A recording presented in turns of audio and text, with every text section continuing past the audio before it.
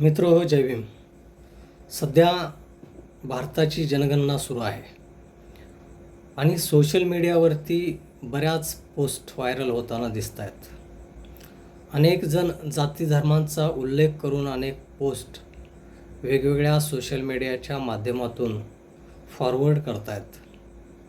मुळात अशा post forward करताना त्यामध्ये दिलेली माहिती अचूक आहे किंवा नाही याची पडताळणी करणे आवश्यक आहे.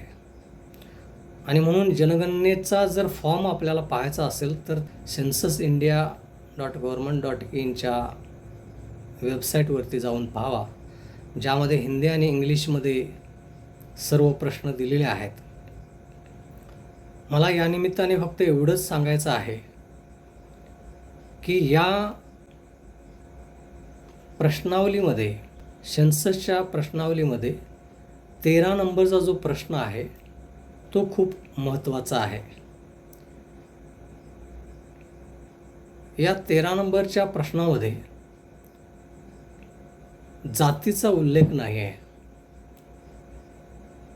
इथं केवळ म्हटलं आहे SC असेल तर 1, ST असेल तर 2 आणि अदर असेल तर 3. आणि शेड्यूल कास्ट हा जो वर्ग आहे याच्यामध्ये केवळ हिंदू, शीख आणि बौद्ध असेच लोक येतील. जनजातीमध्ये मात्र कोणत्याही धर्माचे लोक असतील. त्यामुळे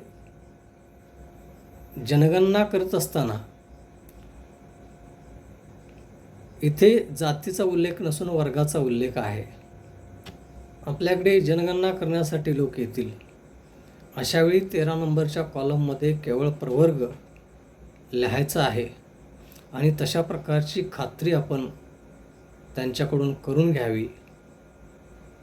बाकी यासंबंधी अधिक माहिती वेबसाईटवरती आपल्याला मिळेल. या छोट्याशा व्हिडिओच्या माध्यमातून